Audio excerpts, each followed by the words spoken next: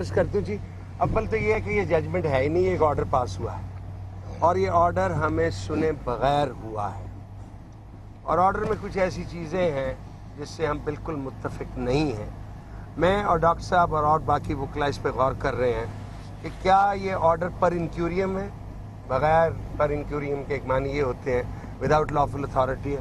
کیا high court کے پاس اختیار ہے ایسا آرڈر پاس کرنے کا؟ کیا ہائی کورٹ ریٹ پٹیشن میں ایک انڈیویجول کو سمن کر سکتی ہے کہ نہیں کر سکتی ہے؟ میں ڈاکٹر صاحب اور باقی وکیل یہ طے کر رہے ہیں کہ کیا ہم نے درخواست اسی جج صاحب کو دینی ہے کہ آپ کے بارے میں ہماری نظر میں ایک پیلپیبل باعث ہے اور جو سپریم کورٹ کے فیصلے ہیں باعث کے بارے میں، اس کی نظر میں آپ کو یہ کیس سننا نہیں چاہیے مزید۔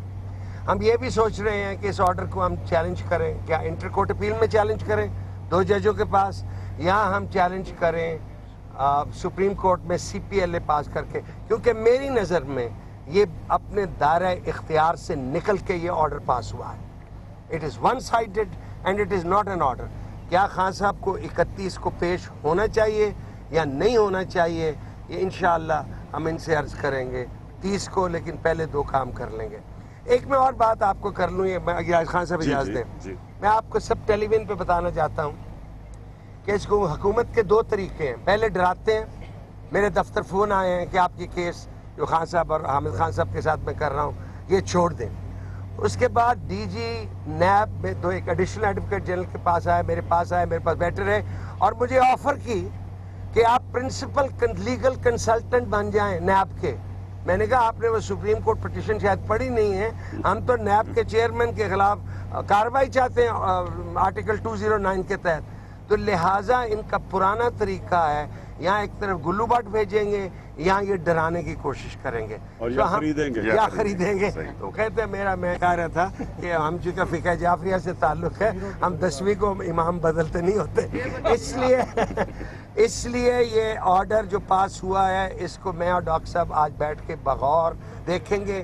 یہ پٹیشن انسپائرڈ لگتی ہے، اور کیوں پہلے 2 پٹیشن ہوئی ہیں، کیوں سپریم کورٹ نے خارج کی ہے بیرسٹر ظفر اللہ نے جو پٹیشن کی ہے، اور کیوں اس پہ وداؤٹ ہیئرنگ دی پارٹی آپ نے ایک 3 صفحے کا آرڈر پاس کر دیا؟ کس لیے آرڈر پاس کیا بھائی؟ تو ہم اس آرڈر کو الحمدللہ چیلنج کریں گے اور یہ بتائیے گا سر، دفعہ 144 بھی نافذ کر دی گئی ہے اور ایک ججمنٹ میں یہ بات بھی آ رہی ہے کہ پریڈ گراؤنڈ میں PTI کو اجازت ہوگی، تو کیا آپ شکرپڑیا سے آگے نہیں آئیں گے؟ بھائی یہ لوگ فیصلہ کریں گے جب 10 لاکھ لوگ آ جائیں گے، پریڈ گراؤنڈ میں جمع ہو جائیں گے، تو پھر دیکھیں گے کہ وہ شکرپاڑیاں کے اوپر جاتے ہیں کہ کچھ اور جگہ جاتے ہیں، یہ تو وہ لوگ ڈاکٹر صاحب بھی کچھ کہنا چاہتے ہیں۔